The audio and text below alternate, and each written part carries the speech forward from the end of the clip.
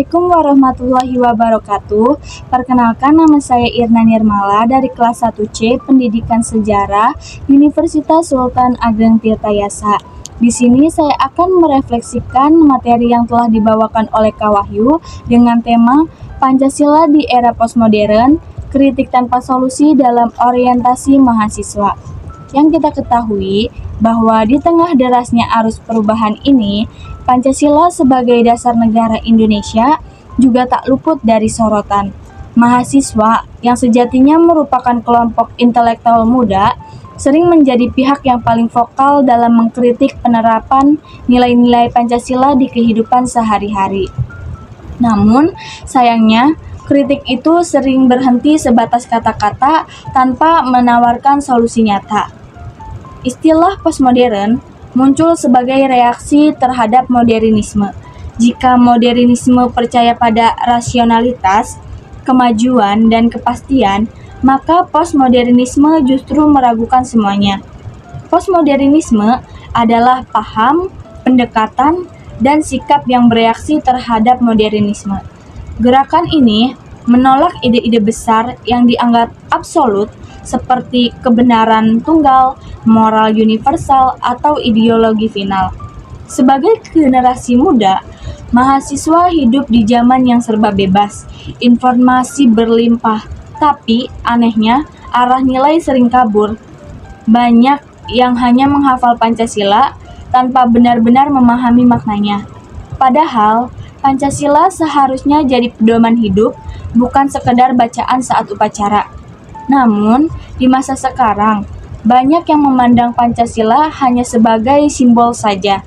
Sikap ini juga terlihat dalam kehidupan kampus. Mahasiswa kerap menolak otoritas, tetapi dalam waktu yang sama menciptakan bentuk otoritas baru, yakni senioritas atau orang sastra mesin yang menekan angkatan di bawahnya.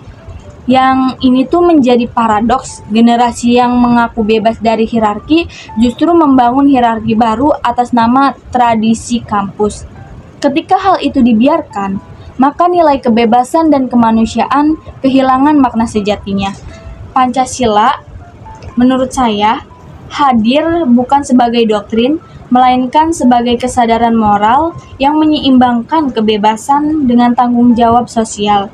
Mahasiswa seringkali menjadi pihak yang paling keras mengkritik pemerintah atau lembaga pendidikan karena dianggap gagal menerapkan Pancasila. Namun, terkadang muncul pertanyaan untuk oknum-oknum atau untuk orang-orang yang bersikap senioritas, yang dimana pertanyaannya itu seperti, apakah mahasiswa itu sendiri sudah menerapkannya dalam kehidupan sehari-hari? Apakah sudah jujur dalam bekerja kelompok, adil dalam menilai teman, atau menghargai perbedaan pendapat di kelas?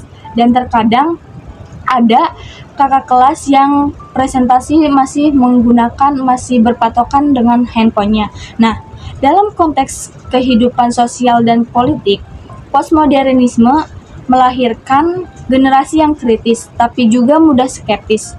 Orang posmo cenderung memandang dunia sebagai sesuatu yang relatif, tidak ada yang sepenuhnya benar dan salah.